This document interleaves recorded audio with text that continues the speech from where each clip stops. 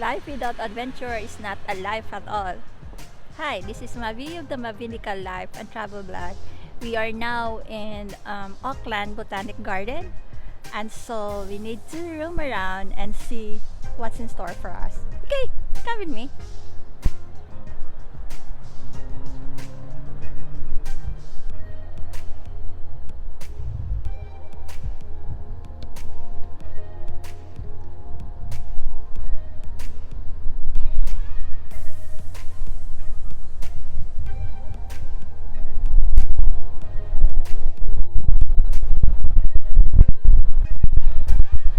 Yan, so napakaganda po ng place dito.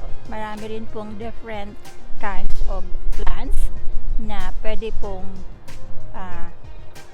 parang vegetable siya, pinasasahog sa pagkain, or medicinal. So, herbs or medicinal.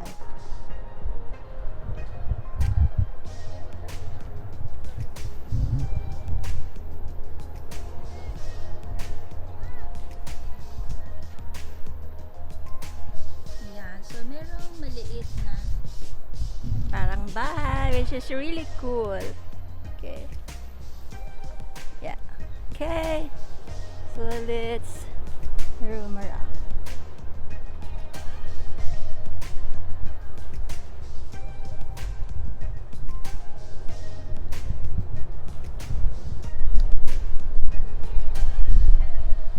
Taas po ang araw, pero hindi naman po mainit. Mahangin lang siya. Parang meron pong isang place wherein you can just sit down and just relax. See those.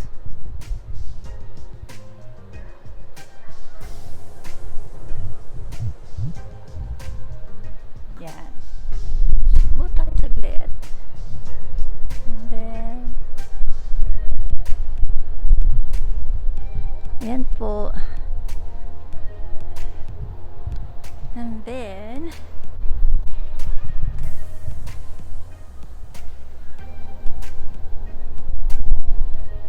here are some facts about the Auckland Botanic Garden.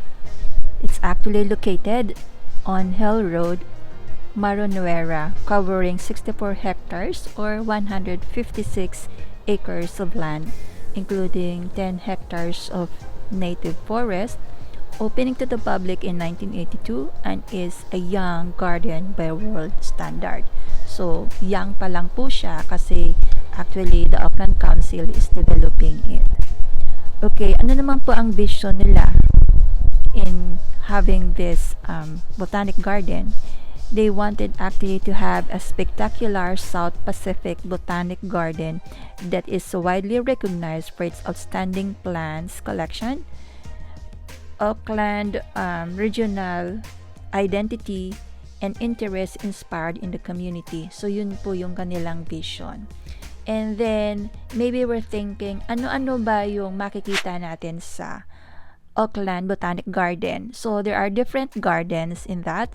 So, first is the African Plants Garden, and then the Camellia Garden, the Conifer Garden, Edible Garden, Gondwana Arboretum, Harakiki Collection, Herb Garden, Magnolia Garden, the Native Forest, Native Plants and Ideas, Native Plant ID Trail. So yeah, Orchard, Palm Garden, Perennial Gardens, Podocarp Valley, Pater Children Garden, and the Rock Garden. So yan po yung mga iba-ibang klase na garden na makikita natin dito sa Auckland Botanic Garden. In addition to that, tulad yung nakikita nyo, ito po yung tinatawag na Rose Garden, the Salvian, Spring Blossom Valley, Threatened Native Plants, the Trial Garden, and of course, the Urban Trees. So, kaya po marami pala siyang puno, apart sa nakikita nating mga roses siya, different colors of roses, meron din silang mga urban trees and all that. So, actually, marami pong activities ang ginagawa ng Auckland, especially it's a month-long activity. So, month by month po, mga iba-ibang activities ang ginaganap. For April, they have this autonomous art autumn plants sale, drop-in session para dun sa school holiday activity ng mga kids. Ayan. And also, they have a garden advice wherein the expert advice for gardening in Auckland. So, yung mga hilig mag-garden, they can get an advice from the expert. So, yan po. So, ano-ano naman po yung mga topics nila? Ano bang i-grow o what to grow? And then, garden tips, the seasons, ayan. So, iba-ibang season, iba-iba rin po yung mga tanim. Plants and Auckland brochure, plants identification, and plans for Auckland database. So, yun po. Meron lang mga specific plants na pwedeng mag-grow sa Auckland, or it can be grown outside of Auckland, so meaning sa buong New Zealand. But then you need to know what are those plants, anong season dapat siyang itanim, ano yung mga tips on how to do that and to make it more productive, yung hindi siya mamamatay kasi alam mo yung tips on how to grow it. And then of course, ano-anong klase ba ang gusto mong itanim.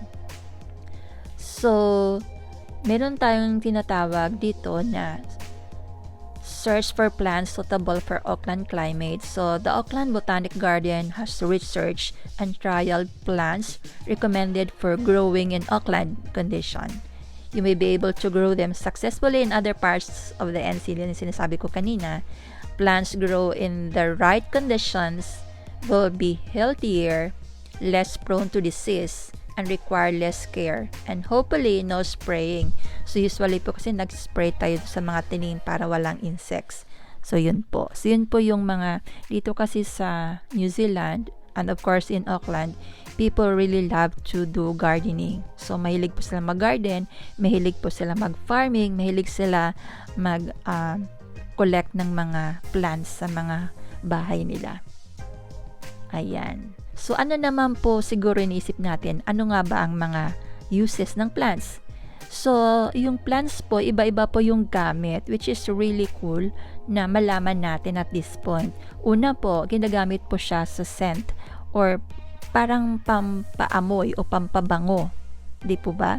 And then hedging, kapag gusto nyong magkaroon lang ng bakod, pero not really like mga concrete na bakod or fence, magtanim lang po kayo ng mga hedging plants. Ito po yung makikita nyo sa mga gilid na para siyang bakod na inaano lang, tinatabas or kinakat siya na magmumukha siyang bakod.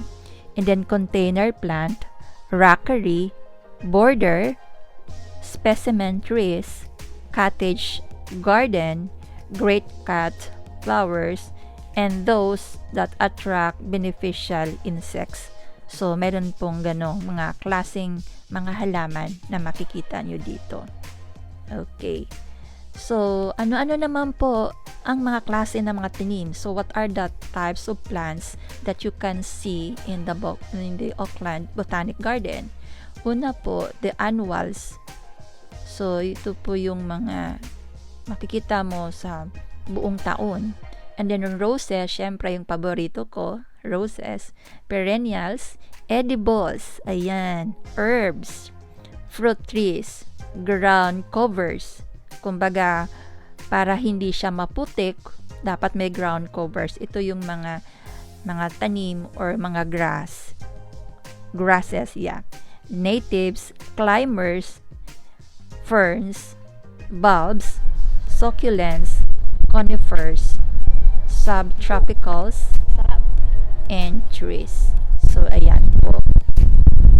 So, it's really good to know ano-ano ba yung mga gamit ng trees, ano-ano yung klase ng mga tanim, at anong season mo siya dapat itanim, and how to grow them properly. So, lahat pong yan ay makikita mo sa Botanic Garden since they have the expert to give you an advice on how to grow your plants properly and effectively. Ayan po. So, meron lang pwede sa season ng pang-autumn, may pang-winter, depende po sa season. So, hindi po lahat ng season pwede mo itanim ang isang halaman. Roses. Ayan. So, yun po. So, it's really good to know yung mga bagay na yan. Okay.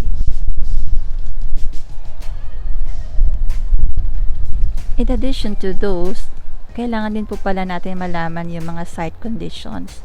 Di po ba? Kung saan pwedeng makikita or pwedeng ilagay yung mga tanim, saang lugar, anong klaseng condition. So for example, under the heat of the sun, so full sun, and then partly shade, yung hindi naman fully ano siya dun sa araw. So partly naka-shade siya, so part shade, and then full shade, nasa loob lang talaga siya. Dapat meron siyang takip or bubong. So hindi siya pwedeng itanim sa labas. Meron din namang wind tolerant. Kasi may mga halaman na or tanim na pwedeng masira kapag malakas ang hangin. And then coastal, kung mga sa tabing dagat. Okay?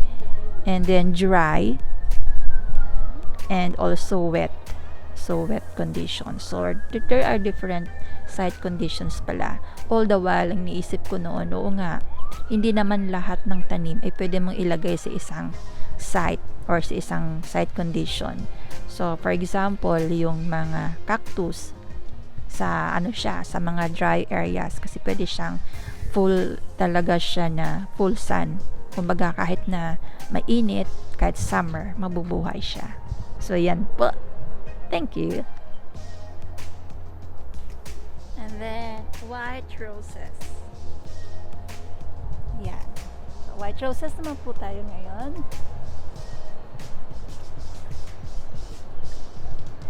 Those are the white roses. And in this side, the yellow roses.